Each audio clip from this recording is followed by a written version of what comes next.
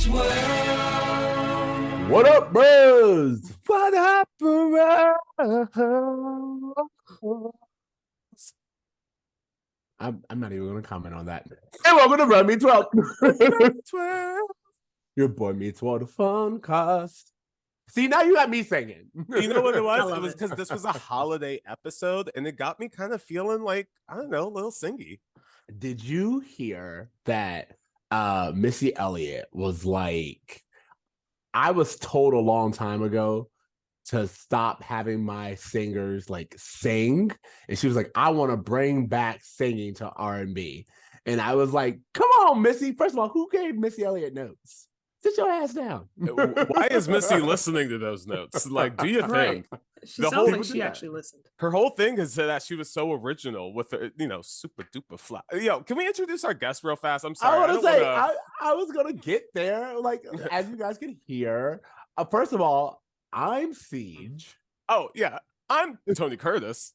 See, you talking about introducing other people. We ain't even introduced ourselves. But well, this is Bromance, your boy Miss Fancast. This week we have a very special episode and a very special guest. Please welcome to the pod, Nettie Smith from the Oh Hell Yes podcast. Hey, welcome. Thank you for welcoming me, guys. Yeah. I actually love you guys. I'm so excited to be here.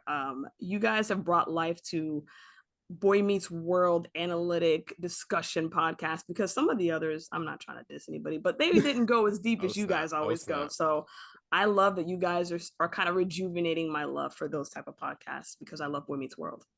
Oh, thank you. So that's so nice to say. And we didn't even awesome, pay her to say it. I love it. Of course not. Well, not yet, at least. May I ask, when did you first get introduced to the show Boy Meets World? How did you find a love for it? What did you fall in love with the show, if you did? Yeah, I started watching this when it came out. As soon as in 1993, I was 6 years old, and I watched it on TGIF.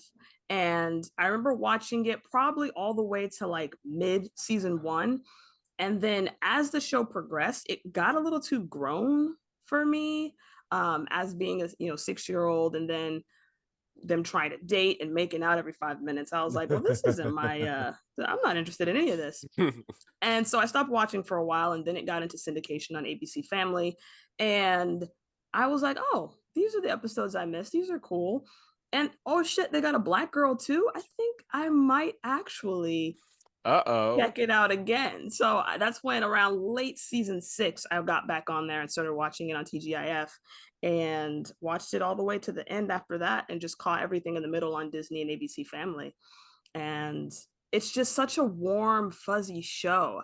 It's a great setup for like really good lessons, even though they sometimes don't go too deep into it. They only got 20 minutes.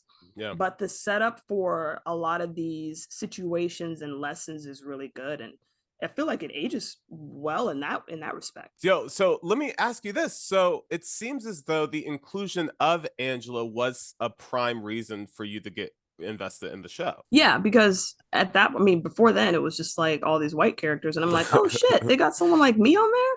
This might add, I can see myself in this character. I can see, I grew up in like white type of like school sports. I was a cheerleader. I played softball, little league, and a lot of times I was the only active. Yeah, a lot of times You I didn't was have the only time for black TV. person on.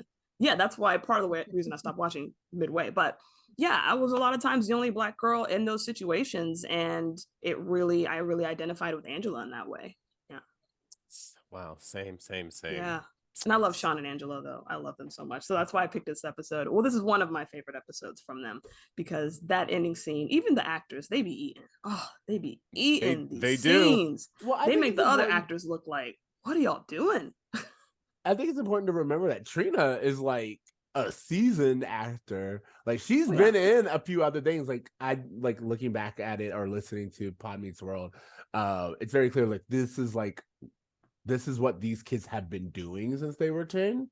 But they also have mostly been doing this show. It's very interesting to see, someone like Trina, who's been doing other shows for years, to kind of like come in and really bring that. Hey, yeah, I'm trying to add to my reel. This ain't no kid show for me. I'm a mom, Exactly. I'm a wife.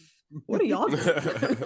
trying to feed some people off this talent. So thank you so much. So this episode, you said that you chose this episode because like we'll get into it, but like how often do you watch this episode? Is this like one that you just go back to time and time again?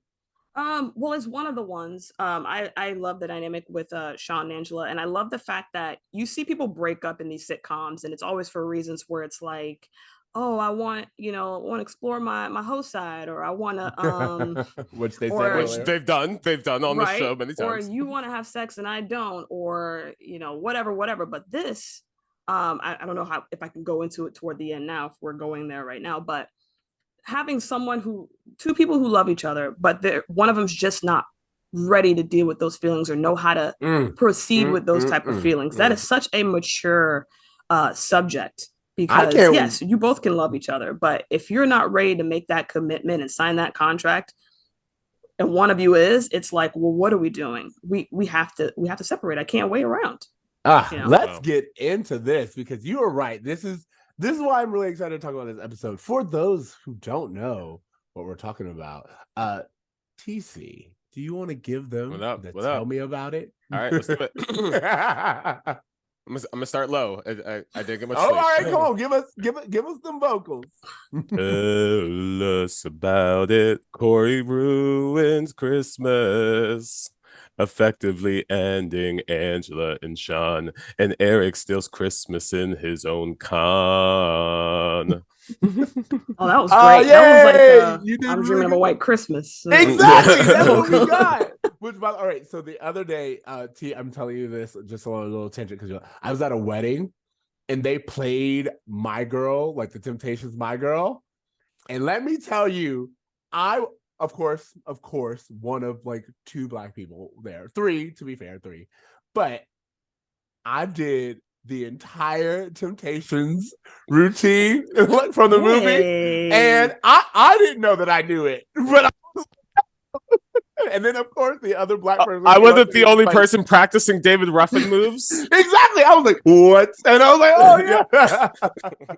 But the other Black person came up to me, of course, and ran up. I was like, you know the choreography, and I was like, I didn't know I knew the choreography, but I thought you were bringing that up because that is Alan and Amy's wedding song. Oh, that's true. I forgot about that. Whoa, when I didn't know that. Well, well, we've talked to me and we got to go back 4 through 7 is my wheelhouse. So if this was 1 through 3, I probably missed it. You know what? That's so funny you bring that up, because this is season 3 where the Monkees were on as a special guest, and they performed at this rave. I think the episode's called Rave On. But yeah, that's their wedding song. That's thank you guys so much. All right, let's get back to this episode. This is season 6, episode 11, Santa's Little Helpers. Now that Cory and Topanga both know that Shawn and Angela still love each other, they have conflicting views on what to do about it, especially when, unbeknownst to each other, Cory invites Shawn to their family Christmas while Topanga invites Angela. So the consequences are not exactly what he wants. In a B storyline, Eric takes his store Santa Claus job a little too seriously when he convinces Rachel and Jack to help him steal his family's gifts in order to make underprivileged children happy. Nettie, what was your first thoughts? Let's just have your first thoughts on this episode. It's cute. It was cute. What I didn't like was Eric's savior complex that went out of hand. We're gonna get deep into that, because I'm all about being philanthropic during the holidays, but it bit him in the butt. He went a little too far, and that's a thing. And then also Shawn and Angela with Cory and Topanga as kind of trying to put them back together, but only having such shallow emotions that they go, oh, they both love each other, they should be together. There we go. Bingo bango. When that isn't always the case. I mean, well, Topanga and Cory literally they're engaged to the first person who actually, they dated for long periods of time. It's so interesting, because it's almost as if Cory and Topanga are the traditional sitcom couple, and Angela and Shawn are there almost as if a purposeful juxtaposition to say like, hey, this is what a real world couple is in comparison. And I think that's why so many people relate to their relationship, because it is so complicated. It's so much more relatable in a lot of ways, because how many of us are still with the first person we fell in love with? It's just so much more common to have a relationship that's similar to Shawn and Angela's.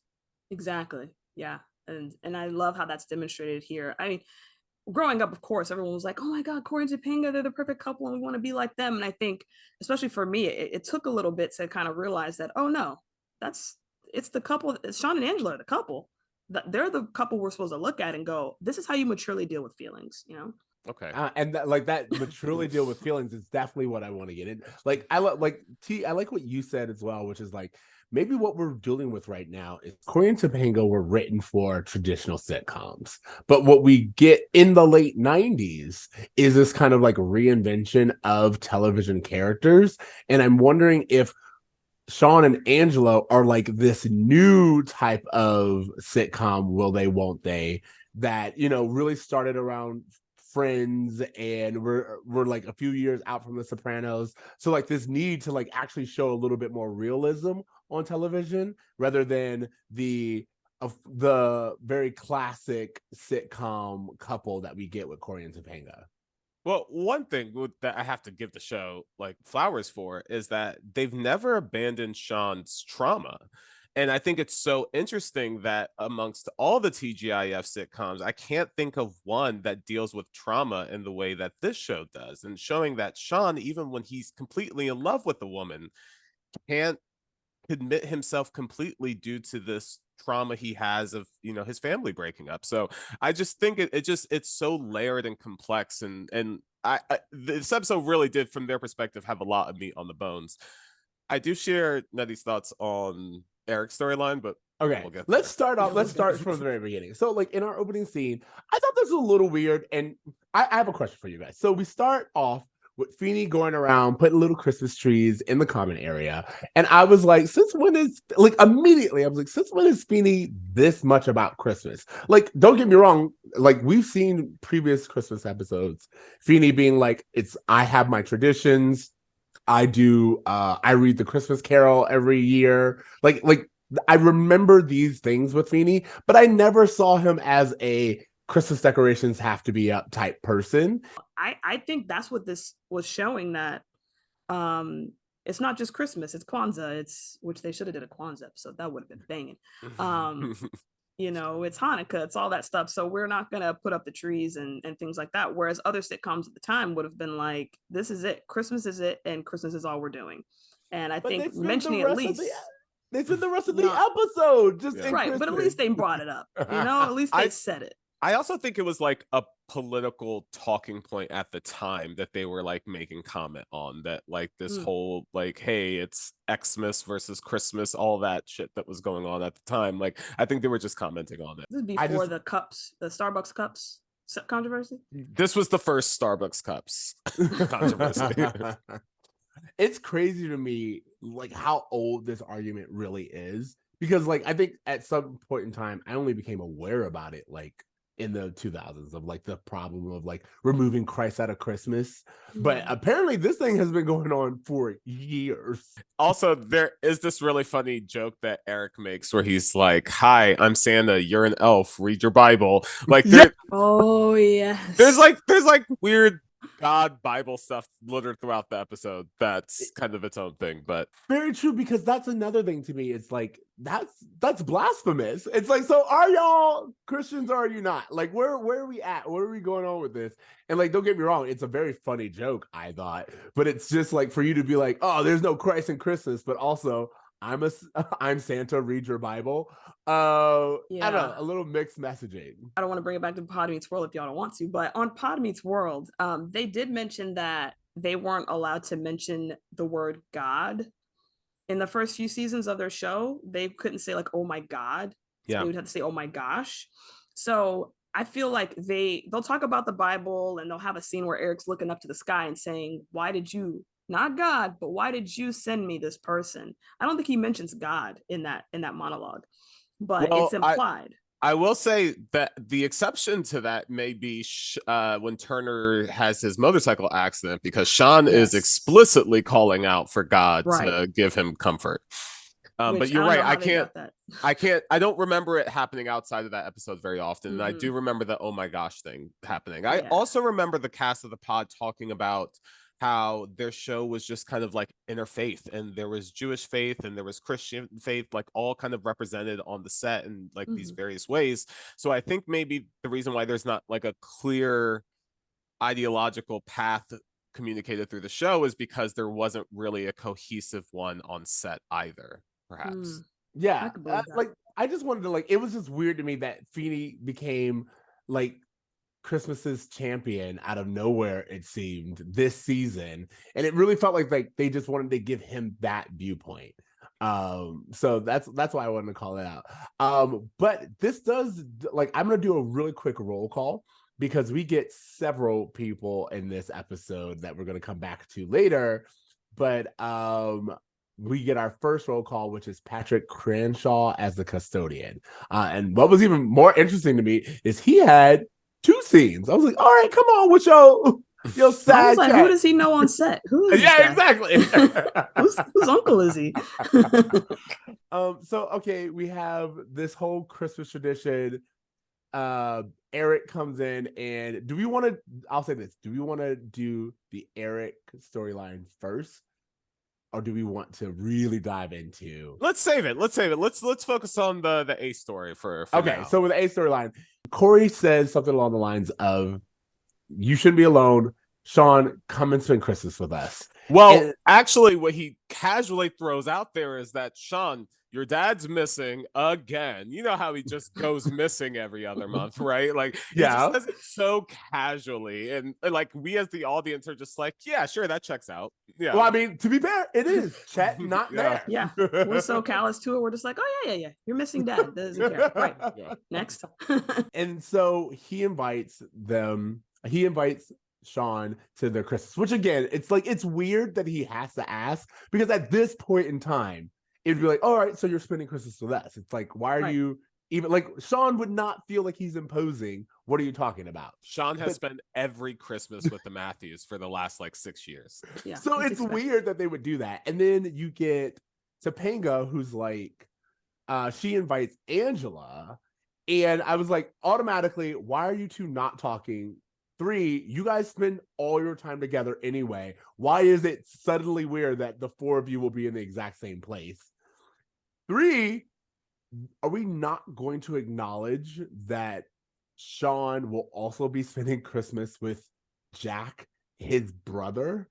And like I was like, his brother is at Christmas, and y'all just like, they're like, I don't know. Yeah. It was really funny to me. It feels like Jack and Shawn are only brothers on paper. Like, he was going to go to the Bahamas. He wasn't even going to spend it with his brother. Nothing. This would have been a great time to build a new tradition and create something with your half brother who you met a year ago, not even, whatever. And he was about to go to the Bahamas. Nettie, I will just say this. They already had that storyline last year where they were stuck having Christmas together and trying to figure out how to spend it with each other. And then they ended up going ice skating. So since they already had that storyline, they're out. They're out of ideas. But it's so funny that you say that. They go ice skating later in this episode. Why is this not the tradition that Jack and Shawn do again this year? Like, and also, then, or even acknowledge. Go ahead. I was just gonna say, even acknowledge the fact that, like, if Jack was like, "Hey, I'm sorry I can't make it this year. I'm working." Oh, really quickly, like, that would have been a simple fix. Or the fact that Jack has never had any like, oh, I think I want to try to get in touch with my father who lives in the area, or like, that's never been a thing that's happened since he moved to Philadelphia. And now Chet's missing. Okay, whatever. But like, he's just never had like an instinct to connect with his family, even though he was introduced to us being like, hey, I moved to Philadelphia with the hopes of connecting with my family. Right. Well, we know this show doesn't stick to storylines. I mean, last year the family had an aluminum tree, and they always had an aluminum tree, and now this year they got a regular tree. Oh, come on, you're so Cory right. went caroling this year, and we know last year he said, "I don't sing, I don't All carol." of these changes are because of Topanga. Because last year they're like, "Hey, we're not going to wait to the last minute to go to Vermont again. I'm going to get this tree from the jump." Yo, can I just also point out how like as like an adult, I was like, oh, so Cory, you're just gonna show up at your parents' house and be like, oh, by the way, we have extra people. I was like, dude, you really don't care about anybody. Like, I mean, just give us a phone call, a simple phone call. Hey, we're dad. We got 2 more people coming. No, you're right. You're right, Nettie. The white families are a little more lenient like that. No, yeah, you just show. But by the way, just showing up and being like, I brought more people. No. I hope that's okay. Like, yeah. There's a scene that we're kind of like jumping ahead, but there's a scene where like everyone arrives at the house, but Jack and Eric and Rachel are leaving, and they're like, "Hey!" And there's oh my god, that was like says, I never see those guys, and I was like, that is hilarious, and it's like it's not played for laughs the way that I thought it would be, but that is totally an in joke on. You guys go to the same school. You were at the same quad common room area. You're at the same Christmas, and your storylines have nothing to do with each other. Yeah, someone wrote that in. They knew. Eric does steal their gifts, so they're kind of connected. Yeah. I thought, you know what's so super funny is that I read that scene as being very awkward as like an audience member. Like if you're just kind of watching this, you're just like, why is it that they just have this kind of awkward, very like shallow exchange at the door? It's like, you guys should be closer friends than this. It shouldn't be this like, oh, I haven't seen you in forever. It just really created even more distance between those relationships if you're just looking at it from a story perspective. But to Ceej's point, the meta-ness of them commenting on the fact that they never see each other is really hilarious, and I didn't pick up on that the first time. Yeah. Well, what was funny to me is in reality, like, I don't even know if it was written that way. It just honestly, it felt like Ben Savage, like it was like one of the takes that was funny, you know what I mean? But like just this idea of they were like, and then you guys greet each other in passing and you leave, and they were like, oh yeah, you know, like again, it's like we never have scenes together. Yeah. Does Topanga have the authority to invite people to her fiance's house? She's barely in the family. Like Cory can invite, but Topanga going, yeah, they're my family too. You can come along. But you know what? After last Christmas and all the shit Topanga pulled last Christmas, I don't put it past her. She didn't care about anybody else last Christmas. So her being inconsiderate, Cory is rubbing off on her in the worst ways possible. Oh, Cory rubbing off on her in the worst ways possible is part of this, because I like this idea of going back to the quad where they tell Topanga and Cory tell each other, hey, I invited so and so, which by the way, Cory goes, hey, quick change of plans, I invited Shawn. And I was like, all right, that's not how that works. Well, what he says is, hey, Shawn's bunking in my room, so the sex is off. And he does the sex moves with his back. So you and that I was like, oh, poor Topanga. I looked at that and I was like, oh, Topanga, it can't be good. It can't be good. It can't. If you guys are like, they literally said our first Christmas as an engaged couple, which is a really big deal. We're not going to be spending it with each other. I invited my friend. I'm prioritizing him. And then also I'm letting you know after the fact. Like as someone who is engaged, I wouldn't tell my fiance, hey, by the way, I changed our Christmas plans. And and that's just how it is. I would be like, hey, I want to do this, or do you mind if I do this? It's like we're already starting off on a negative foot in terms of communication. They also don't make any effort to do anything for each other at all. Like it's only focused on this other couple. And I also have to point out that like them kind of like gaslighting their friends to be in a situation where it's like, well, you're already packed, you're already here, like sorry we didn't tell you ahead of time, but it's going to be too awkward if you leave. Like that's a shitty position to put your friends in. Like maybe Shawn would prefer to spend Christmas with his brother rather than his ex-girlfriend, but like you didn't even give him the option, like the agency to make that choice. It's just like classic Cory at this point. Classic Cory. And not to mention the stress of being a Black girl spending Christmas with a white family and trying to do their wonder what their traditions are and if they align with yours. For all we know, Angela celebrates Kwanzaa too. Like, who says she celebrates Christmas? We don't know, but that could be stressful. I was going to say, their macaroni and cheese was not hitting at that dinner. I agree with you. I'm like, they got like raisins or peaches or something up in that, John. You just know that dinner came and they were like, Angela, we made you some mac and cheese. Yep. And it's next to the green bean casserole. Oh, and she's like, okay, I don't want to be rude. I'm just gonna, I'll try it. Exactly. It's like, Shawn, I think we should go back to the college to have this chat. Oh, okay. I'm gonna grab a cheesesteak on the way. You know what? You're getting ahead of me because I have that in my notes. Okay. So Cory and Topanga, I do wanted to talk about their dynamic because you're right, T. They don't really acknowledge each other. And to me, it's weird in the fact that Cory and Topanga, this is their first Christmas as an engaged couple, and they spend all of it just focused on Angela and Shawn. They don't really communicate with each other in the way that they should be doing. And then they both kind of make a bigger deal about them all spending Christmas together than would make sense to me for, again, all four of you are constantly spending time together in college. And Shawn has regularly spent Christmas with them. So if anything, the new addition would be Angela joining, but it shouldn't be that weird of a thing. You should absolutely give them a heads up, but like it doesn't have to be this weird. Y'all are making it weirder by, like, you know what I mean? Talking about it every 5 minutes and bringing it up and pointing it out. Yeah, because it's weird that Cory and Topanga are like, oh, we have to do this for Angela and Shawn, when neither Angela and Shawn were like, hey, I want this. I want to get back together. I want to spend Christmas with this other person. They're just kind of projecting a bunch of their own insecurities of not having a significant other and their own like codependency issues. They're kind of like projecting that onto Shawn and other people. Because no one's saying, Shawn, no one's saying to Cory or Topanga, please help me kind of organize ways to get together. But Cory's like, Shawn and Angela want to put the popcorn together. Shawn and Angela want to stand underneath the mistletoe. And I'm just like, bruh, like, please respect someone's like boundaries, like, respect someone's communication, like respect your friends. Be a good friend. What do you think about Cory and Topanga keeping secrets from each other? I mean, Cory has a problem keeping secrets in general, so you have to keep stuff from him sometimes. I feel like that's the reason why Topanga wouldn't want to tell him anything. I don't even know why Angela told him a secret. Like, did we really think this was gonna be in the vault forever? Because we know how Cory operates. So yeah, you're right. Fiancés usually are, open with each other, but I think when you're dealing with Cory Matthews, you tell him, you tell the world, and that's a problem.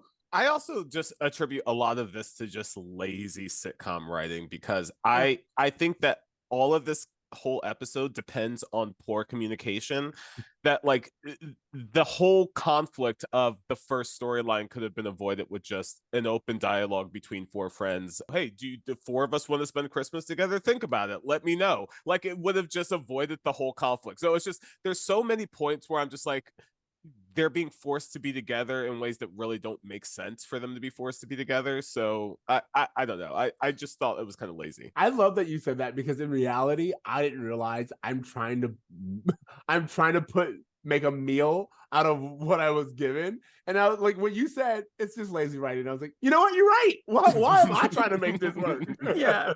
Sometimes I'm being these are real people. Like, I'm just like, forgot they're puppets on a string pretty much. Yeah. Absolutely.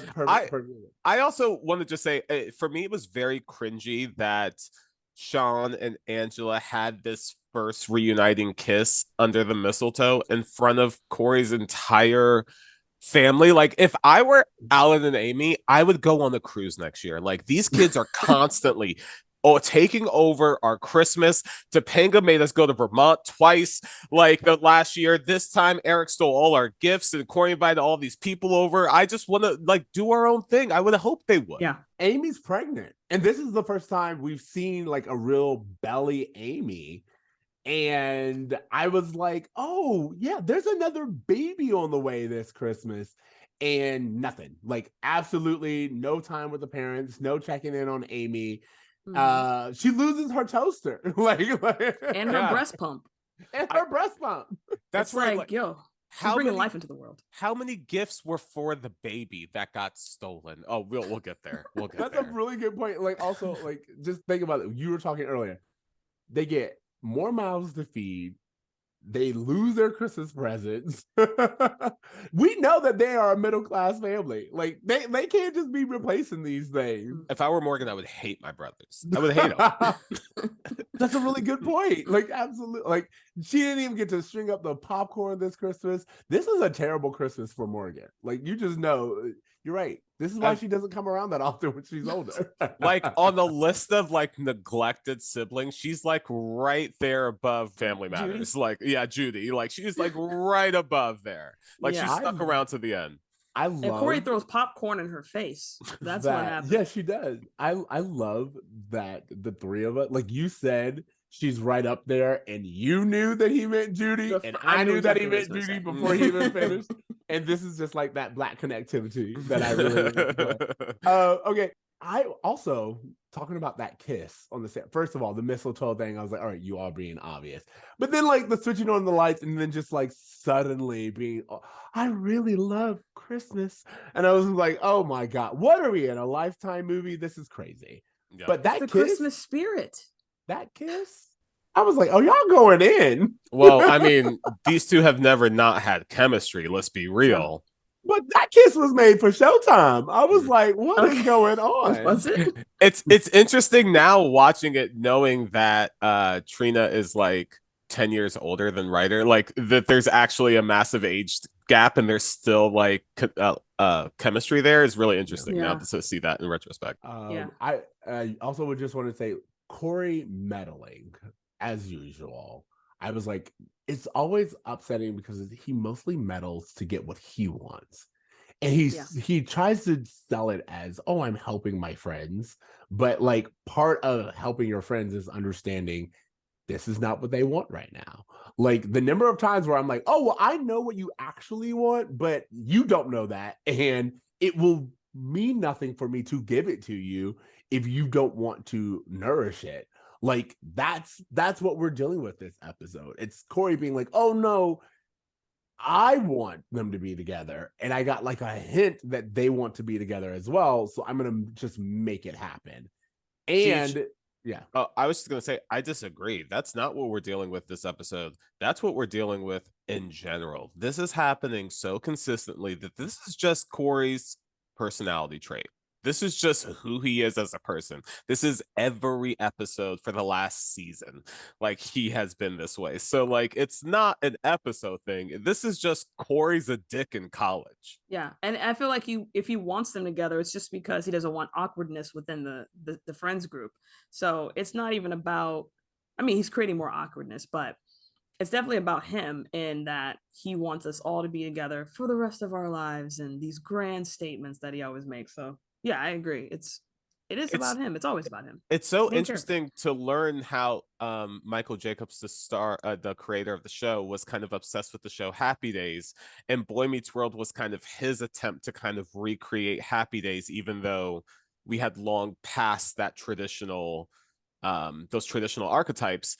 And Cory, the main character, is also trying to recreate those traditional archetypes, even though the times aren't really allowing him to do so. It's interesting how that's being mirrored throughout the show. All right. So I'm going to really take that call out where you're right, where it's like, it's not this episode specific. This is just who Cory is now, which I think is weird to me because like we've been doing this for a while and I'm used to him being this way every once in a while in a season, but I think you're right. This has just been his arc, which is kind of sad, but also probably very true to life. Just like you get to a certain age at 19 and you're just like, oh, me and my wants. Yeah.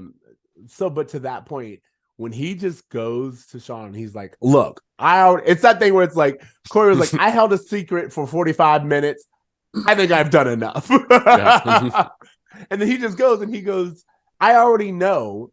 And then Shawn immediately is like, how do you know? Which I thought was interesting, where it's like, instead of getting immediately upset at Cory, he's like, wait, how do you know? Right. Who told you? And then immediately he was like, don't bring me to Topanga. And then again, Cory did this thing where he like tried to make everyone be culpable. And he was like, Topanga, tell him that you were just telling Angela that Shawn still has feelings for her. And she was like, I wasn't, because that's what we agreed not to do. I thought if I were Shawn, I would be done with Cory and Topanga. Cory, you just read this poem that I told you I didn't want to read and like betrayed me in such a way that I had called you out in such a serious manner that there's like problems in our friendship. And now for me to try to confide in Topanga, who I felt like, hey, I can't really depend on Cory to be open with.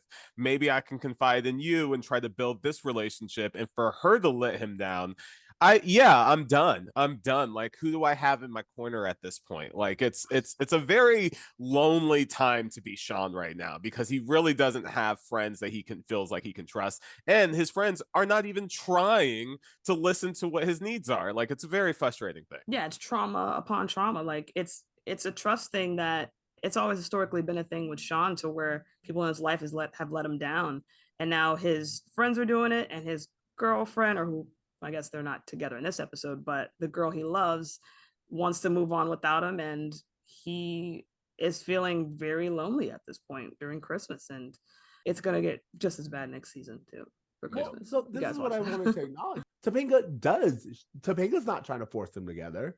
Right. Topanga's not trying to like recreate this thing. And when we come back and like Cory brings everyone over, Topanga actually was like, that's not what I was talking about. So I'm in this way of like, I don't know if Topanga actually betrayed Shawn. Like, I know that she did, and I know that Shawn probably feels like she does, but I also feel like Topanga told her fiance, which is expected, and then she wasn't trying to like make things happen. That's a Cory thing. But Topanga like, should know Cory enough to know that Cory's gonna be Cory. I agree. That's why I asked the question in the beginning. Was she wrong to tell him? Like, she did tell her fiance, which is okay, that's her fiance, but she also told Shawn's best friend, which is this. He said not to tell Cory, and we can't tell Cory shit. So, and she went and did it anyway. So I feel like it's a betrayal. The last thing I was gonna say is in this particular scene, when Angela goes, somebody should start talking. And then she goes, and it should be you and me talking to Shawn. I was like, that's actually very mature. Because instead of this whole, like, I want someone to explain it to me. She's like, no. The actual situation that needs to happen more than anything is that you and I, Shawn, aren't speaking to each other. And that's the only reason why this situation can exist. Well, that's an oh hell yes moment for sure. Hell yeah. Because at first I was like, she's like, oh, someone needs to start talking. I'm like, thinking she's gonna be like, it needs to be everyone, but she goes, and it should be us. Yep. So I like that a lot. I love her attitude. I love her sass, because it's get to the point. Yeah, say the thing. All right, then right after that, you put it out, Angela and Shawn apparently drive back to campus, and I was like, why are we all the way back at campus? Was there not a coffee shop? Was there not a bar between, like, it's like, I know that it's a television set thing, but like they could have been on the back porch. Like, it was weird to me that they quote unquote drove all the way. Like, where is this college campus? Is it across the street? Like, what are we doing? No idea. I mean, back porch is cold, so probably not, but yeah, there should be somewhere else. Obviously it's a set thing, but do they have cars? Do we know how they're getting around places? No idea who owns a vehicle, who's taking public transportation. It's never talked about. Well, this is my thing. It's like it's not just the college campus set that we have. Like, we could have just did Jack and Eric's place. Like, why do we go back to campus? That is closed and locked. Again, this is just why do we go back to our dorm rooms? Like, it's a crazy thing to me that they went back to the student center. my guess would be, from a practical standpoint, that those sets were being used by other locations. Like the Matthews set is, when it's not being used as the Matthews living room, it's being used as the boys' dorm or whatever. Like, I think that's the only kind of explanation for it. Because you're right, like, it doesn't really make sense. And Like, why not go somewhere more private to have such an intimate conversation? Yeah, how they know it would be empty there and that the janitor would actually let them in? Because most janitors would just be like, nah, it's closed. You're not supposed to be here. Why are y'all here on campus? Or this is closed for the holidays. So he Exactly. was like, oh, no worries. Come on in. Yeah, take a seat. They had to give Patrick Crenshaw one more line. You guys had talked about the chemistry between Shawn and Angela in the scene, and I thought their acting was really, really good in this. From both writer, but especially from Trina McGee. I just thought that she did a fantastic job with that entire scene. Yeah, she always slays, always. But the fact that these two are brought together as actors to do these scenes, it's just, and the gravity of such seriousness is just, I can't imagine what if they had just done it wrong and this didn't work out as picking the right people, because there's a lot of people from what we hear that were up for Angela. So I'm glad it was these two. How do you feel? Like, I love just looking at the conversations that Shawn and Angela had. Angela is very much like no, I'm not mistaken by this. Like, I love you. I've always loved you and I want to be with you. I just need you to be there with me. And she said something about this idea of like Shawn being in love with someone who loves him back. And I was like, oh, that's very interesting that Shawn would have a struggle with being in a relationship with someone who returns those feelings. Because as we've talked about with the trauma, Shawn is used to neglect. Like, if anything, that's probably why he can be friends with Cory, because he's very much like, yo, Cory doesn't really respect me. And that is the kind of love that I'm used to. And Cory's distracted with Topanga, so I'm not getting like attention all the time, which is something I'm not used to as well. And I'm not getting attention from my older half brother either, because he's too busy with his friends and Eric and all that stuff. So yeah, I totally get this is different for him and he doesn't know what to do with this. Shawn is used to neglect, and neglect is how he experiences love, or as you said, like not full attention. And the idea that Angela's like, hey, I'm willing to give you my all. That's a lot for someone like him. And I honestly appreciate that. So I was like, I don't know if I can take that. And I think it's so interesting because it's seen as a very sad thing, which I will say it is kind of sad, but it's also the right call. It is so the right call to be like, look, I am not emotionally mature enough to do this. And it's the right call for Angela to be like, okay, well then we're done. Angela's in college. She's gorgeous. Like, she needs a good rotation. She really needs to like move on. If why wait around? Why waste these best years? Like, let's go, Yeah, give me an Angela rotation episode. Okay, so I have a question for you guys. Angela and Shawn break up because they have this conversation where Angela's like, I love you, and Shawn's like, I'm scared, and Angela's like, okay, I can't waste my time. Is their breakup Cory's fault, or did he just speed up an inevitable timeline that was going to happen anyway? I think two things can be true at once. I feel like he absolutely sped up a conversation that they were avoiding having. However, that means that he is kind of like, he forced their hands. He forced the conversation, and that's on him. I mean, Cory did kind of speed it up, but they were already heading down that road of let's kind of explore other options anyway. To Ceej's point that two things can be true. I think that Cory did interfere in their relationship, because I think if you're sitting on something, if you're trying to figure out how you feel about something, and someone comes to you one day and they're like, gun to your head, you have to make a choice right now. And it's like, well, if I have to choose right now, then I'm going to say no, because I haven't thought everything through. But if you came back to me in 2 weeks and I've had time to consider everything, like maybe I would. So I do think the fact that Cory kind of forced them to have this conversation did contribute to her just being like, it's off. But that's probably something that's ultimately better for Angela anyway. So I don't want to give Cory credit in any way, but I just feel like the outcome is something that benefited Angela more than anyone else. 'Tis the season to get dick down. Go get you some. That kind of concludes our A storyline, really. Yep. B storyline. Are you guys ready to talk about Santa Claus Eric? Yeah. Yep. Look at y'all faces. I was like, yeah, we gotta. Okay, so this brings me back to my other roll call. There are very interesting roll calls on this. First of all, we get Dorian Wilson as the manager of the store. For those of who don't know, Dorian Wilson plays. He's a very big character actor in the 90s, and he's actually been in a lot of like TGIF shows and various things. But this is from the Parkers. Yeah. Mr. Ogilvy. Professor Ogilvy.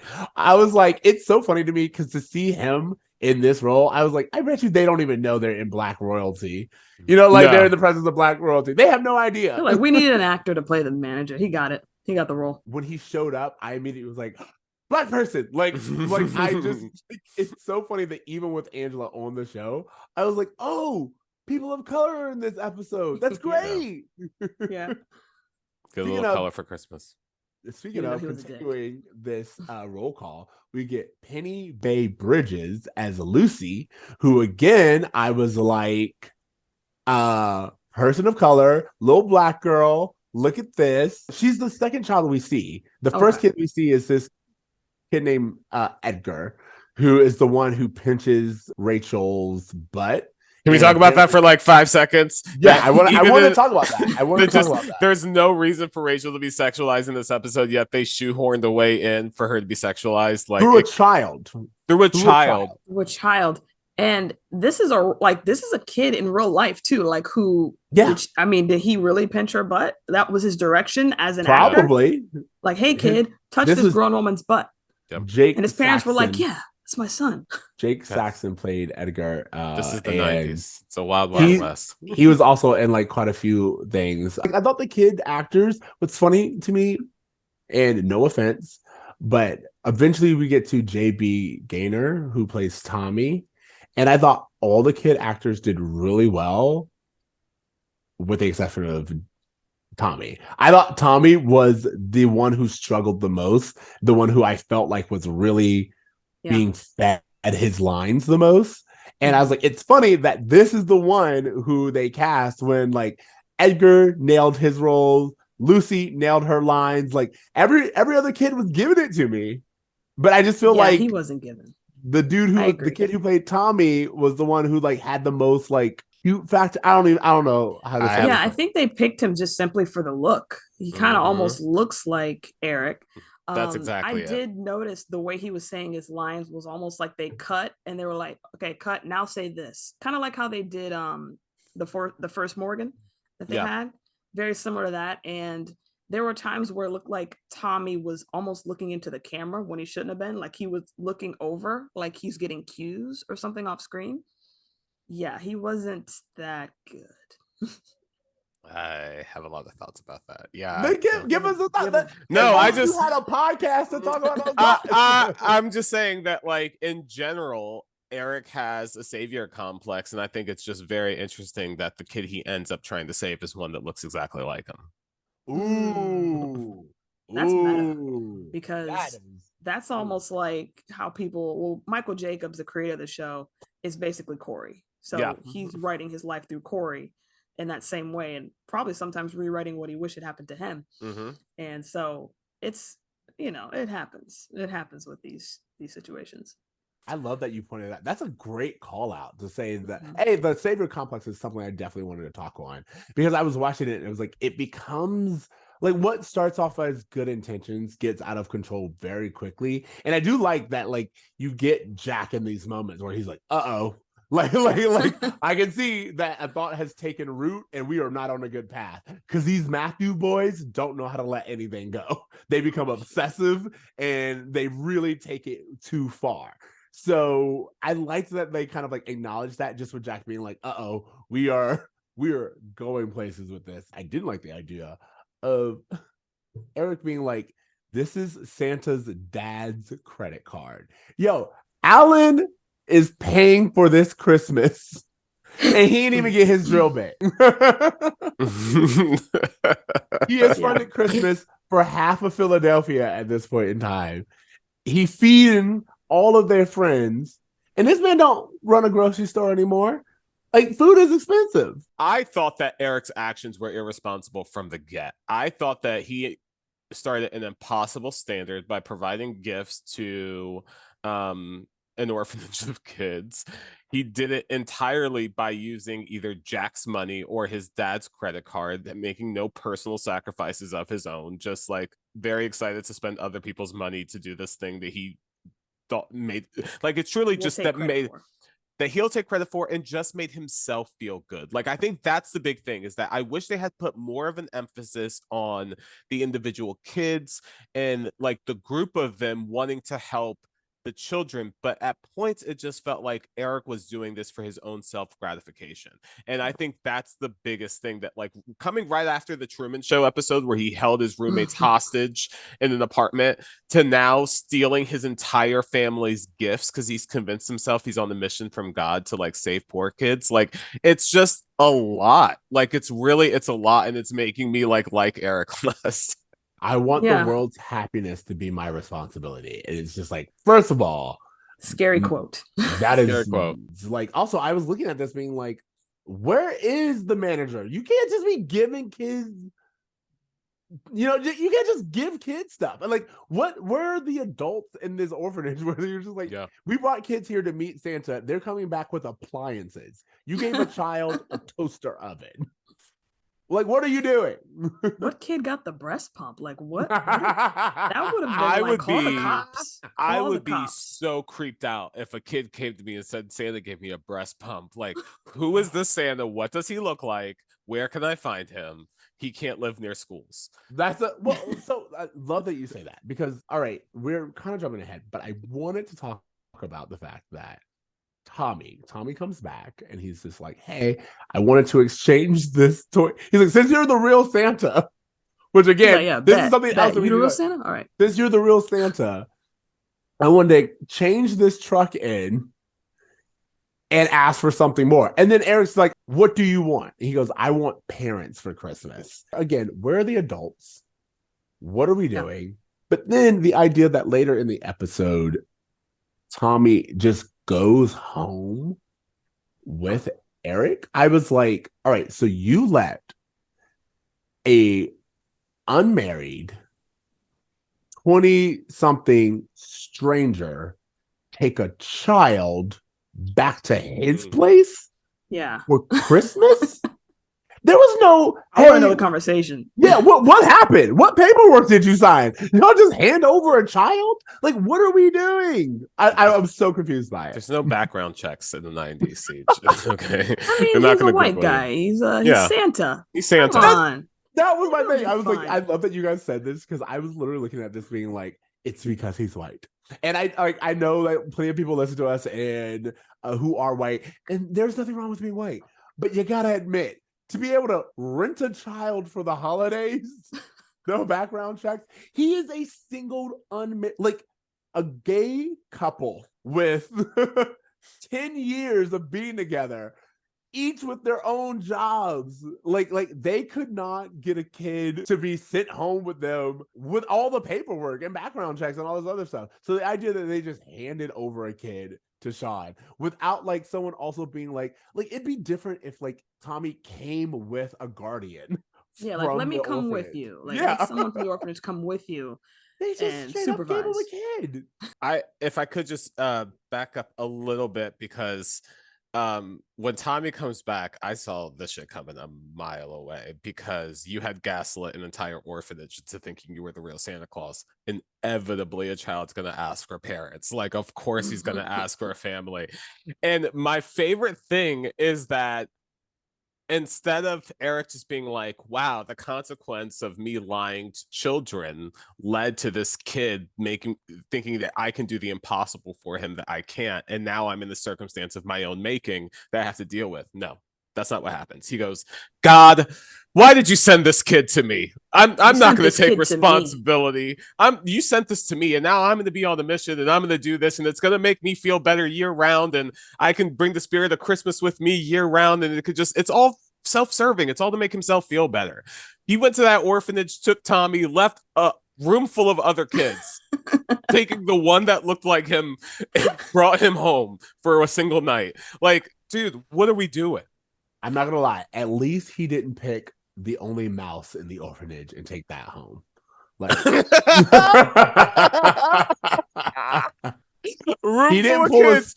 What's that rat's name? Little. Stuart? Yeah. Let's bring him home. Leave the human children. You see the rest of the kids in the orphanage being like, whoa, wait, what? I want to go. You're going with Santa? Yeah. Santa, I wish for a family too. Santa. We all wish. We've been wishing for families for years, bro. Where you been? No, you got that toaster oven. Yeah, you asked for a toaster oven. Be careful what you wish for. Do you guys have anything else to say? I mean, like, clearly, as we said, this was what is it about the Matthews boys?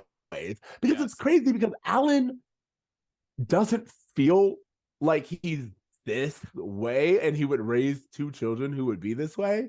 But I don't know, both of his kids, like, he has three. Maybe that's why they're going for a third boy. They're like, look, you know, we got it right with Morgan, but I don't know what we did with the first two. You bring up a great point, and I think what this is the introduction of privilege. You have Alan, who is like, hey, my dad spent 40 years with a broom in his hand. I was low income, and now I've ascended to this upper middle class life, providing all these things for you, and I can't figure out why my boys are so selfish, why they only want to do things that help themselves, why they aren't considerate to other people's feelings. Like, it's a really interesting thing that I don't know that they meant to comment on, but is a kind of classic example of what happens to kind of introduce privilege to new generations when you're not kind of mentally prepared to offset that privilege with perspective. Yeah, we've seen shades of this from Alan too. I mean, he quit his grocer job on a whim to start that store without consulting with Amy, and you know, or Eric, who he used Eric's college fund for exactly. it. Yeah. So I was like, yeah, where would these kids get this from? And I feel like it's just an augmented version of Alan. He's the same way. I don't know why Morgan didn't pick it up, or they just didn't write for her, but we never see Morgan do anything like that. So we don't see Morgan. So there you go. Good point. If you guys told me that Morgan died in 1994 and we've just been seeing the ghost of Morgan, I would believe that. That is far more likely with how often she shows up. How do you think this feels as a Christmas episode? Oh, I think it's a great Christmas episode. It feels very Christmassy. I mean, although Eric has this savior complex and it goes awry, like the thought of giving and doing, donating and things like that for Christmas, that's all the elements of a Christmas story. I think that this is one of my least favorite Christmas episodes that they've done. And I only say that because I feel like this was kind of the worst things about Christmas in terms of selfishness, in terms of the way that people will use the Christmas season for their own benefit. Like, I felt like there was just a lot of that going on. And as annoyed as I was with Topanga in A Very Topanga Christmas episode, I still think I preferred that Christmas episode to this one. Above that would probably be the first season's Christmas episode where Cory gives Shawn the basketball that his parents can't afford to give him, would probably be there. And then my favorite Christmas episode is the Easy Street, where Shawn works for the mob to get Christmas gifts for his family. Oh. And then Cory has to like convince him to stop working for the fucking mob and spend Christmas with his family, and that Christmas is about more than buying gifts. To me, that's a way more like Christmassy, like, hey, it's not about materialism. I didn't get any of that from this episode. I didn't feel like Christmas wasn't about materialism. I didn't feel like, hey, like family is all you need. I got that, like, hey, these two kids ruined Christmas for an entire group of people just by focusing on themselves. Like, everyone woke up to IOUs. All right, that said, did you guys have a bruh moment of this episode? Nettie, we're gonna start with you. Oh, it's the little boy pinching Rachel's butt. Like, would you write that in these days after everything that we know now and how things were going back then in Hollywood? No, I don't think we would do that nowadays. I was appalled. Not to repeat the same scene, the idea that Eric would hand over his dad's probably emergency credit card the week of Christmas, it's saying, hey, max this out, without any second guess to how that's going to affect his dad's credit or his financial future or what he's going to be able to do for bills. Expecting a baby. They have a baby on the way. It was so careless and selfish, and I was just like, wow, okay, Christmas, yeah, sure, whatever. So that's a bra moment. Yeah, I'm gonna go back to Nettie. Like, just the idea that they made this Edgar kid even be like, whoa, look at, like, they as you said, they shoehorned sexualizing Rachel into this episode, and I was like, for what? Like you guys literally, like, oh, you guys, we almost went a whole episode without sexualizing Rachel. There's no reason for them to be like, oh wow, this child thinks Rachel's hot. She's so hot. Everyone, no matter age, is just like, can I get a piece of that? It's really weird that they made that scene even happen. And that's how children get indoctrinated to the patriarchy, bro. That said, I'm not gonna lie, you guys, I did enjoy, like, this is like an anti-bro moment or whatever. I really did enjoy when Rachel was like, what? I don't have any money. I'm here to help you. I was like, yes, this is a college student. Yes, this makes sense. Also, can I just, the one last thing I want to point out is maybe this is kind of a bruh moment that Eric's like, oh, I'm making $12 an hour being Santa Claus, and Feeney's like, $12 an hour, I wish. I was like, bruh, like, hey, teachers, more, please. Yeah, college professor. College and professor. Not that, decades and decades of experience. If he doesn't have tenure, let's not forget. I would say, let's not forget. Yeah, he stole someone else's job, so that's probably why he did it. He's getting paid hourly. That's why they were like, yeah, we can let you teach a class if you're willing to take a pay cut. No, I think the dean has her own way of paying him. You will keep driving that story in. Okay. Then let's talk about grades. No, I was gonna say what the Feeney lesson is. Oh, the Feeney lesson. What's the Feeney lesson? Let's temper reality when we talk to kids about Christmas and how much you can do, because the only people 100%. Who can really participate in Christmas as we tell it are like rich kids and upper middle class kids who can afford those things. Don't tell a kid, as long as you're good, you'll get what you want.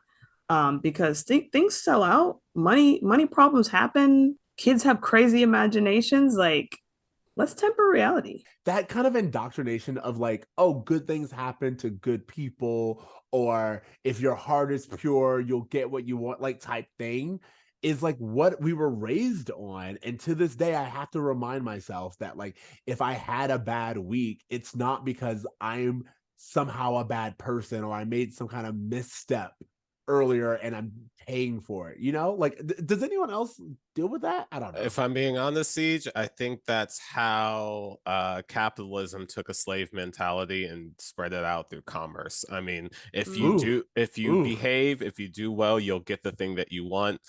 American exceptionalism has a lot to play with in here. Like, hey, you know, you'll be the best of the best, you'll succeed past the others, and if you do that, you'll get what you want. Like, it's all very toxic. I mean, Eric really convinced an entire orphanage of kids that this one boy asked Santa for a family, and now he is, I mean, he eventually, I mean, no spoiler, this kid does eventually get a family thanks to Eric. Like, he helps him find an actual family, but like, now all of these kids have to like deal with that. And to your point, Ceej, I think that media played a really big part in making me feel like a successful Christmas was one when a kid was surprised by a tree that had a bunch of gifts under it. Home Alone 2, when he comes to this hotel, there's no reason for there to be gifts at this hotel at all. I don't know. I still to this day. But every person in this family has gifts with their names on it. Like, it makes no sense, but that's the spirit of Christmas, is tied to gift giving. And so I think that Nettie just pointed out that, like, the way we talk about Christmas is really unhealthy to a majority of people who can't afford to participate in it. I really love that analysis, and yeah, I'm gonna take that as my Feeney lesson. Just gonna take it because it's one I needed to hear. So yeah, I mean, either that or just like, you know, take over everyone's Christmas because you want to do good things yourself. It's what we're actually, I mean, Chevy Chase does that. Scott Calvin does that. Like, so many like people in these Christmas media, you know, content, it prioritizes the selfishness of one person for their own. Like, what I'm thinking of the most is Bill Murray and Scrooged. The way he literally goes nuts in the third act and like takes over an entire studio hostage for the purpose of spreading Christmas spirit, and people are just like applauding him for it. It's nuts. It's wild. It's such a reoccurring trope in so much Christmas content from this era that it's hard to separate selfishness from Christmas. So it's really interesting how Christmas has become, or at least specifically around content this time. You're right. Christmas really became like no, you have to force Christmas down people's throats. It's like the whole storyline of Feeney being like, oh man, I can't enjoy Christmas. And they're like, oh, well, yeah, you can. You just gotta control people. Make them enjoy Christmas. And it's like, doesn't matter if they don't want to, or if they have family struggles, or like Christmas just isn't something that they want to buy into. No, you get up in the morning, you decorate everything to be Christmas. You force everyone to sit and enjoy the type of Christmas you want to have. I mean, from my perspective, I feel like historically Christmas was used as a way to prevent depression during the winter months. As a, hey, let's have something to look forward to during this time where we're traditionally without, food and heat and or whatever. Like, this is like something to kind of keep our minds focused on something positive. I mean, Jesus wasn't even born in December biblically, so like it just all feels kind of constructed to kind of manipulate groups of people, either for good or for bad. Well, to be fair, the first kind of Christmas time, if we're talking about winter things that we're looking forward to, it was an orgy. So like and if you want people to get hot, I ain't gotta bring anything but me. Yeah. I got some grapes. I'm here. Let's do this. Like, so that in the spirit of that, I can see people being looking forward to it. Yo, we about to get wasted. We're gonna have a really good time. The old-fashioned Christmas, if we want to do that. Well, Nettie, if you don't mind me asking, do you have children? No. Okay, so a question for all of us, hypothetically, if we have kids, how do you talk to them about Christmas and Santa and avoid this? Like, what's the answer? What's the rebuttal to this critique? I don't want to be negative, but we got to bring in Santa. Can we just say, the people, your parents who are working hard to provide for you will provide for you, not Santa? I don't want to take the magic out of Christmas, but come on now. I was gonna say, I feel like I would just teach my children about holidays, because we're going to a Hanukkah celebration this year, and then we're doing Christmas, and as you had mentioned, Nettie, Kwanzaa.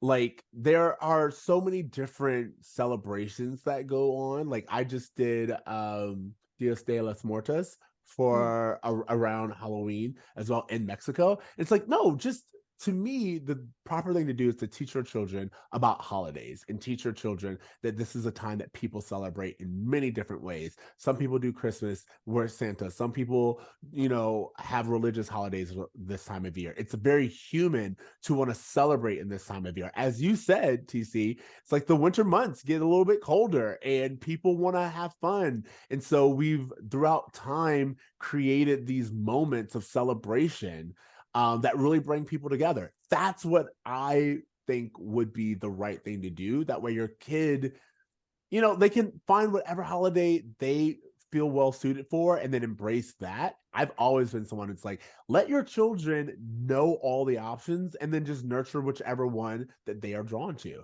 And because they're kids and they're very influential, most of them will choose Christmas, because what's not to love? Someone just gives you gifts. But, just let them know that is one of many holidays. That's my answer. Yeah, I think that's true. That just kind of think of it as traditions and just kind of make traditions to focus over gifts. Because I also think, and to kind of the flip side of this, I don't know if you guys have ever been around like kids who have gotten, or maybe you've been fortunate enough to be that kid who's just had so much gifts that like you see these kids getting gift fatigue. Like, they're just like, they can only open so many gifts, they can only get so much new stuff and get excited about so much before they're just opening things and tossing it. Right. So like, maybe just minimize the amount of gifts that, like, so Christmas isn't this room full of presents. It's like, no, you'll get a few things. Like, I don't know, I say that as a kid who always got a bunch of gifts, even like when my parents were like struggling, like they always worked hard, but I think it's because of the pressure they felt to live up to that idea. So just maybe like stripping that idea away, so I don't like give all the credit to this Arctic slave owner who gets all the credit for passing out gifts that he does not make. See, you are on an anti-Christmas. Like, I don't know what happened. Whoever is listening to this is gonna be like, what happened to the holiday? Yeah, I don't know what happened to T, y'all, but he is out for Santa this week. I think, you know, kind of removing Santa as the centerpiece, removing gift giving as the centerpiece is the way that we can kind of decommercialize Christmas, but it feels very hard to do that when all of media is telling us the opposite. So yeah, and kids go to school and they see what their friends got and they talk about what Santa's going to get them and everything like that. And to be the one kid that's like, well, actually, Santa's pretty much a colonizer, so it doesn't go over well. I don't put it past this younger generation because these kids are savvy, so I would not put it past kids these days to learn and be like, yo, how much is Santa paying these elves? Do they get time off? Like, what's their benefit package? Do they unionize? Like, I would not put it past any of these kids because these kids are the upcoming generation. They're pretty smart. And I think that has a lot to do as well with the fact that when we were children, I mean, I remember a point where I had like 12 channels to choose from. Like the amount of content I was getting was so homogenized compared to now where the internet has created connections with the globe in such a way that I'm getting introduced to traditions and holidays via social media a lot of times that I wasn't even familiar with, just expanding my perspective and worldview consistently. And that's, I mean, for the younger generation that always have that, to your point, maybe it's not going to be a big thing for them to consider a perspective other than an American white Christmas. Last thoughts, what grade are you guys giving this episode? I give this episode a B. You know, Eric's whole like God complex thing kind of turned me off, and I would have loved a little more Angela and Shawn than being together, but you know, that's what I love and didn't get that much, but it was overall to me a good episode. I give this episode a C. To me, this is one of my least favorite Christmas episodes. Like I said, I thought Eric and Cory were pretty intolerable the entire time. Like if it were Christmas season, I haven't sought to put this on. You know how like in Halloween I'll throw on and then there was Shawn, but I never put on this episode because it bums me out. Like the whole thing with Shawn and Angela, it's a bummer. It's a bummer Christmas episode. So for that reason, I give it a C. And again, Eric, I'm so sorry to say this, but at a certain point, he's like, oh, why do I always come to you when I need something? I'm like, there's been no setup for this. There's been no like Eric meets God storyline to like prompt this. It all just felt so sloppy. It just felt like we're putting together a generic sitcom Christmas episode. So for that reason, I give it my grade. I'm going to go in between both of you and give this a C plus, but the C plus is because there are two storylines that do connect. I do feel like that the subjects that we tackled were at least given arcs, you know, like the beginning, middle, end. But T, you pointed like the acting was really good. I feel like the Shawn and Angela scene really tense. That's bringing some drama into this situation. I was like, there was a scene with Ben Savage that I thought was hilarious, which was when Topanga goes, aren't you going to go yay? And he goes, actually, I don't want to be predictable. And I was like, you know, that was fun. I had fun with that scene. I did think that even the Eric and this scene had a lot of diversity, you know, so it's like, there are moments where I'm like, oh, you guys did things right. But T, you're also right that there's certain things where I was like, it's also kind of lazy writing. You guys could have done a little bit more. And we literally end on a down note. So yeah, I agree. C plus. Okay, how about homework? Nettie, let us know what you got for homework. My homework is a Netflix documentary. Just came out. It's called Pepsi, Where's My Jet? Ooh, you got me. I'm interested. Yeah, it's a 4-part series, and it's based on the 1996 sweepstakes where, I don't know if you guys remember, there was a commercial where you buy Pepsi, you look under the cap, you get points from every Pepsi you buy, and you accumulate those points, turn them in, and you get like a shirt. Maybe there's like 300 points for a hat, things like that. So they had a commercial where they listed all the things you could get and how many points you could get. And then at the very last scene, they show the main character of this commercial in a Harrier jet, like a military fighter jet. It said 7 million points, Harrier jet. No disclaimer. So some college kid was watching and was like, huh, 7 million points. I think I could work that if I buy enough Pepsi. So the whole thing is him trying to accumulate the points and buy all the Pepsi to get the 7 million to get the Harrier jet, and how Pepsi reacted to that. And it matches very well with what we saw today, with kind of building yourself up to make promises that you can provide or give someone a gift that you don't even know if you can give them. And then someone calling you on that and being like, well, actually, I think I do want that big ass Harrier jet. Can you figure it out? Because I did what I'm supposed to do. I got the points. So check that out. It was really good. Pepsi, where's my jet? Oh, you sold me on this, and I think it's hilarious because you're right in the sense of I see stuff like this all the time, and as someone who works in like a company or whatever, the number of times, and I don't know if there were any black people in this room, and I don't even know if it's a black people thing, but I do know that they'll be like, and we could have like a carrier jet for like 7 million points, and I was like, all right, but can we get a carrier jet? Right. And they're like, I kid you not, every single time they're like, ain't nobody gonna be earning 7 million points. And I'm like, but what if they do? And they always look at you like you crazy. Yeah. And then this stuff like this happens. And I'm just like, I specifically remember Taco Bell doing promotion for Batman and Robin when that movie came out in like 97, where they were like, oh, you can win a Batmobile. And to this day, I'm like, who the hell won that Batmobile? Where's it at? Did someone win it? Like, did they just promise it? I want to know who has it. I'm gonna have to Google that. But yeah, I'm very interested in that doc. We just want you to buy more tacos, or we just want you to buy more Pepsi. We didn't think you'd actually do it, you know? And y'all, each and every time, never underestimate people. Like, do y'all remember Movie Pass? When they were like, how many movies can someone possibly watch? And then they learned very quickly. Yeah. T, what's your homework? Speaking of documentaries, I just saw this new one on Netflix called Is That Black Enough for You?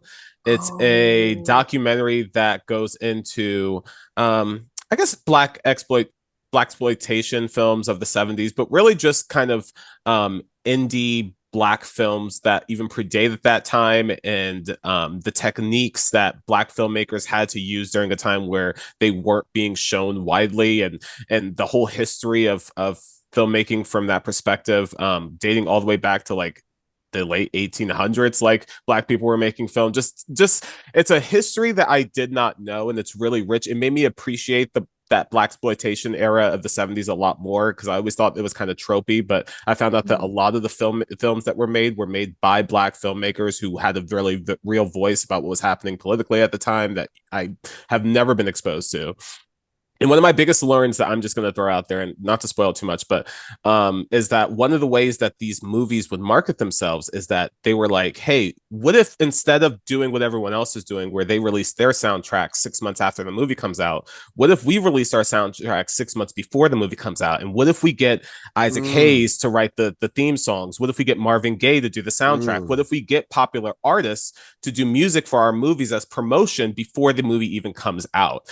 And so a great example of that is if you watch the opening scene of Shaft, it's Shaft just strutting down the street as Isaac Hayes' song plays in the background. And they were talking about like how monumental it was to see a black man with that confidence, just like, I'm Shaft, motherfucker. Like, it was just such like a switch. And then they talked about how it was replicated almost beat for beat. If you watch Saturday Night Fever, you see a white John Travolta strutting down the street, this time to the Bee Gees, but using a soundtrack that was promoting the film before the movie came out, taking that technique that had been perfected by the black community and applying it to a white audience. And then that movie and that soundtrack became the benchmark for how you do soundtracks going forward. So to know that was originally a black creation was like a mind-blowing learn. And just to go along with a lot of the things I learned watching that doc. So I myself, I'm not gonna lie, I've been watching a lot of stuff, and a lot of it's not really hitting. Like for me, I was watching stuff and I was like, what do I want to recommend? So I'm gonna switch it up, which I do every once in a while. You know what hit this week for me? A peach pie. I got myself a peach pie. I can put some ice cream on that bad boy. Y'all know how I feel about pie. my homework this week is get you some pie. I kid you not. Ceej, if I could just add a recommendation to you based off of that, just because I'm on the East Coast, I'm with family right now for Thanksgiving. Krispy Kreme has released these Krispy Kreme has released these mini Krispy Kreme donut pies. So like the mini pie box comes with a mini like lemon, a pecan, an apple, and a pumpkin. And like I highly recommend this to you as a person who is also a pie aficionado. Bruh, if you find this, get it. It's worth it. That pumpkin pie Krispy Kreme donut was surprisingly good. I'm so excited, but also I just want to acknowledge, like, a lot of you, like, if you're watching the YouTube version of this, maybe you can see it. The look that came across both Nettie and I's face when he said Krispy Kreme, we were like, go on. You got my attention. Where is this? I don't even know where this is going, but I can tell that I'm going with you. Yeah. Oh God, I love it so much. All right, Nettie, can you tell our listeners about your podcast, your Oh Hell Yes podcast? Yeah, so it's Oh Hell Yes, a Girlfriends podcast. If you guys love Black sitcoms, UPN era, we go through each episode of Girlfriends and we discuss all the messiness, all the gossip, all the styles. Me and my co-host Etsy Rowe. It's a weekly podcast. If you guys want to join us, check out your favorite podcast platform, and we are on there. And yeah, we've been doing it for a couple years now, and it's really fun. We tell it like it is. No censorship on us. So Etsy is straight. I met her and I immediately enjoyed her vibe. She was like straightforward realness. I really had fun on their pod, which I recorded just this past week. And like, I love me Girlfriends. If anyone's listened to us before, you know that I love Girlfriends. And when it was put on streaming, I was like this is me now. So yeah. It's such a great show. It's like, it's the same feelings I get from watching Boy Meets World, but a little better because I more get the jokes and they're a little more woke on Girlfriends, obviously. But it's that comfort food, that TV comfort food, you know? So it's a fun time. I also remember like there was a time earlier where right before, and I think it's because I knew you were going to be on this episode but for whatever reason, I got Squirrel Friends in my head, and I was singing the song with my squirrel friends. And I just felt like that was like a good TV version.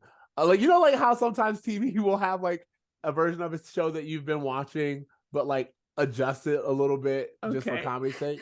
So this is prime Ceej. You took Girlfriends and Plays with Squirrels, Boy Meets World, merged it. My Squirrel Friends. But would you not watch that show? About four squirrels dealing with love and life in the city? Yes. They go nuts. Yeah, look, is that your tagline?